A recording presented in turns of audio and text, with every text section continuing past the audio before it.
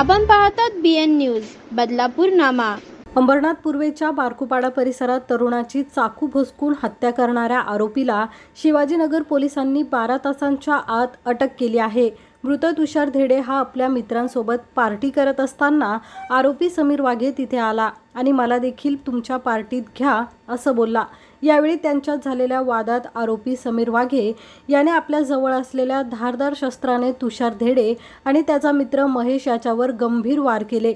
या हल्ल्यात गंभीर जखमी झालेल्या तुषार धेडे याचा उपचारापूर्वीच मृत्यू झाला। या प्रकरणी शिवाजीनगर पोलीस ठाण्यात हत्येचा गुन्हा दाखल करून आरोपीचा शोध सुरू होता। अखेर 12 तासांच्या आतच आरोपी समीर वाघे याला शिवाजीनगर पोलिसांनी अटक केल्याची माहिती पोलीस उपायुक्त सचिन गोरे यांनी दिली आहे। बरोबर आहे। शिवाजीनगर पोलीस स्टेशन हद्दीमध्ये दिनांक 8 तारखेला रात्रीचा हा प्रकार आहे। यामधला जे मयत इसम आहेत ते आणि त्यांच्यासोबत आणखी 2 त्यांच्या घराजवळ जेवणाची पार्टी करत बसले होते। यातला जो आरोपी आहे तिथे आला आणि त्यांनी मलाही तुमच्या पार्टीमध्ये सामील करून घ्या असं त्यांनी सांगितलं आणि त्यात तिथे वाद झाला।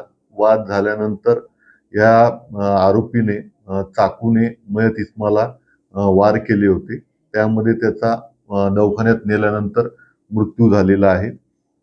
जशी घटनास्थळी पोहोचून जशी घटना कळाली घटनास्थळी पोहोचून पोलिसांनी संबंधित घटनेचा तपास सुरू केला आणि जशी माहिती मिळाली त्याप्रमाणे माननीय वरिष्ठांच्या मार्गदर्शनाखाली आपण सदर आरोपीला जे आहे ते काल अटक केलेली आहे। आज रोजी आम्ही न्यायालयासमोर आरोपीला हजर करणार आहोत आणि त्याप्रमाणे पुढील तपास करणार आहोत। काही पोलीस रेकॉर्ड आहे का सर? जो मयत इसम आणि त्याचे जे साथीदार आहे त्यांचं काही रेकॉर्ड नाही, परंतु जो आरोपित आहे त्याच्यावरती एक घरफोडीचा गुन्हा दाखल आहे। त्याचं नाव त्या पद्धतीने उच्चारलं जातं। तसंही आम्ही डॉक्टरांसमोर नेऊन या घटनेची पूर्ण खात्री करून सविस्तर माहिती लवकरच देऊ। पोटात आणि मांडीजवळ 2 प्रमुख वार आहेत।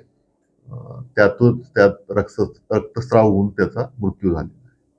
ओव्हरऑल आम्ही गस्त जी आहे ती वाढवलेलीच आहे। शिवाय आमचे डायल 112 अनुषंगाने बीट मार्शल, त्यानंतर crime mobile, control reserve mobile आणि पीटर मोबाईल ह्या पेट्रोलिंग करत असतात। शिवाय आमची दर संध्याकाळी सकाळी पोलिसांची पायी पेट्रोलिंग ही सुरू आहे।